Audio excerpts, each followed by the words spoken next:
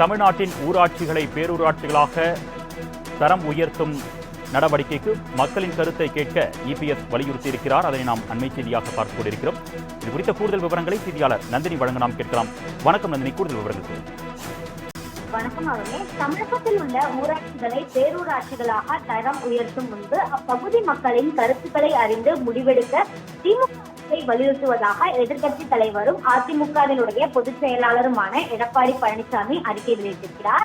ஊரக உள்ளாட்சி அமைப்புகளின் பதவிக்காலம் டிசம்பர் 2024 முடிவடைய உள்ளதால் அதற்கு பின்னர் எந்தெந்த ஊராட்சி அமைப்புகளை நகர்ப்புற ஊராட்சிகளுடன் இணைக்கலாம் என்பதற்காக அனைத்து மாவட்டங்களில் உள்ள உதவி இயக்குனர் மூலம் கருத்துரு அனுப்புமாறு அரசு கடிதம் எழுதியுள்ளதாக செய்திகள் வந்திருப்பதாகவும், பொதுவாக ஒவ்வொரு ஊராட்சிக்கும் அவ்வூராட்சியில் உள்ள மக்கள் தொகையின் அடிப்படையிலும் மத்திய அரசு பல்வேறு திட்டங்களின் கீழ் நிதி ஒதுக்கீடு செய்கிறது எனவும் அவர் தெரிவித்திருக்கிறார்.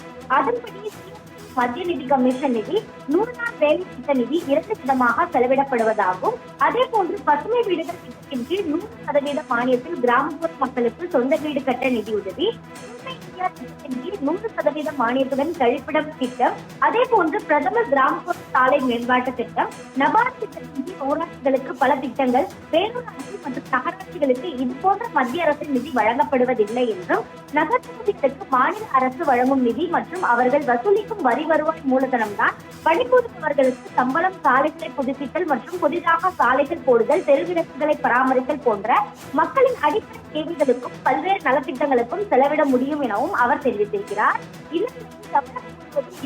ஊராட்சிகளை நகர பகுதிகளுடன் இணைப்பதற்கு முன்பு அந்தந்த ஊராட்சி வசிக்கும் பொதுமக்கள், அரசியல் கட்சிகள், நலச்சங்கங்கள் உள்ளிட்டோரிடம் கருத்துக்களை கேட்டு கூட்டங்களை நடத்தி அவர்களின் சம்மதத்தை பெற்று இத்திட்டத்தை முன்னெடுக்க வேண்டும் என திமுக அரசை வலியுறுத்துவதாக அதிமுக பொதுச் செயலாளரும் எதிர்க்கட்சி தலைவருமான எடப்பாடி பழனிசாமி அறிக்கை வெளியிட்டுள்ளது குறிப்பிடத்தக்கது. விவரங்களுக்கு நன்றி நந்தினி.